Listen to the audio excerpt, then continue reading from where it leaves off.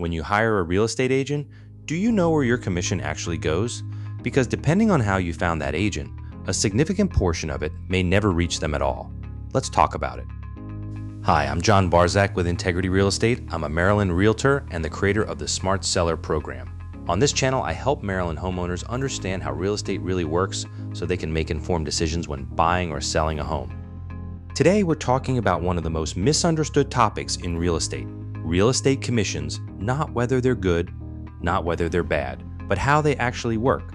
Let's jump in. One of the most common things I hear from homeowners is, I'm paying my agent 3%. Sometimes that's true, sometimes it isn't.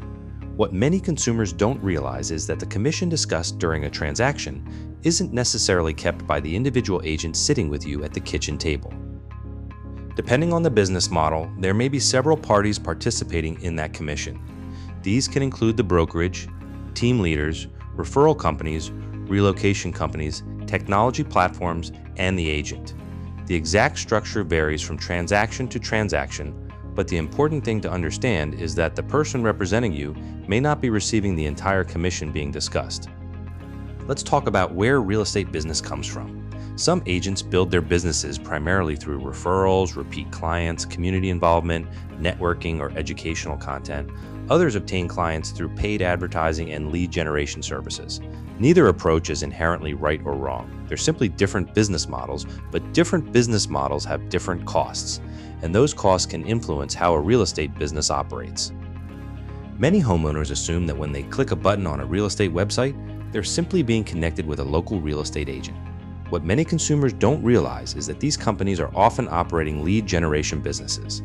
In some cases, when a transaction closes, the agent pays a referral fee back to the company that generated the lead.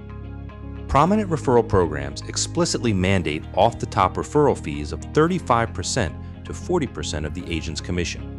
That means if you connect with an agent through certain lead generation platforms, a substantial portion of the commission generated by the transaction may ultimately be paid to a technology corporation rather than remaining with the professional serving you across the kitchen table. There's nothing improper about this arrangement. The company generated the lead. The agent agreed to the referral fee. Both sides understand the business relationship.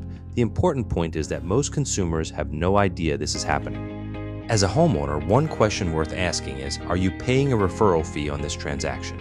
And if so, approximately how much? There's no right or wrong answer, but understanding the business model helps you better understand the economics behind the service you're receiving. Another question homeowners should consider is whether the economics of real estate have changed over time. A typical home sold for far less in the 1990s than it does today. Meanwhile, technology has transformed nearly every aspect of the industry. Today, buyers find homes online, photos are digital, documents are electronic, signatures are electronic, marketing is largely automated, and communication is instantaneous. At the same time, compared to inflation, home prices have increased dramatically over the past several decades. This raises a reasonable consumer question. If the transaction has changed dramatically, should compensation models evolve as well? Reasonable people can disagree on the answer. Some argue that modern agents provide more services than ever before. Others argue that technology has eliminated many of the tasks that once justified traditional commission structures. My goal isn't to tell you what the answer should be. My goal is simply to encourage homeowners to ask the question, because the traditional commission model isn't the only model that exists today. Consumers now have access to traditional full-service representation, flat-fee services, limited service brokerages, transaction coordination services, and hybrid approaches. Understanding those options helps homeowners make informed decisions about what level of service provides the best value for their situation. At some point, many homeowners hear a version of this statement, "Don't focus on my commission, focus on your net proceeds." There's actually some truth to that. A skilled agent may absolutely create value that exceeds the difference in commission.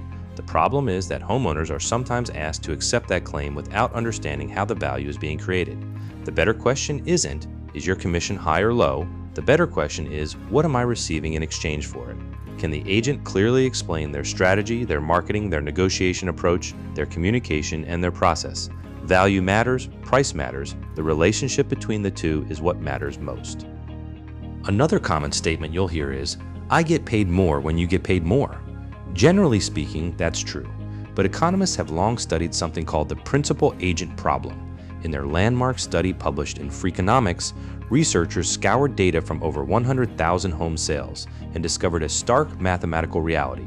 Pushing a buyer to squeeze out an extra $5,000 is a massive win for your bottom line, but under a percentage model, that extra $5,000 only equals roughly $50 to $100 for the agent after broker splits and taxes. Most of the time, agents and homeowners are pulling in the same direction, but understanding this math helps you see that volume sales models can naturally incentivize a quick, low-resistance close, whereas your true goal is maximum equity protection. So what should homeowners remember? First, commissions are negotiable. Second, not all real estate business models operate the same way. Third, consumers should understand where their agent's business comes from and how that business is funded. Fourth, technology and changing market conditions have created more options than ever before. And finally, the amount an agent charges matters less than the value they create. The goal isn't to find the cheapest agent.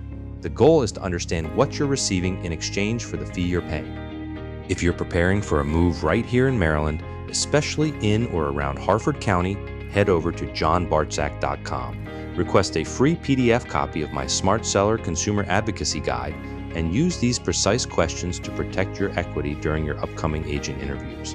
The guide expands on many of the topics discussed in this video and includes additional questions homeowners should consider before hiring a real estate agent. If you found this video helpful, consider subscribing and checking out the rest of the Smart Seller Consumer Advocacy series. In the next episode, we're going to discuss one of the most common pricing mistakes in real estate, how some agents win listings they can't sell. Thanks for watching, and I'll see you in the next video.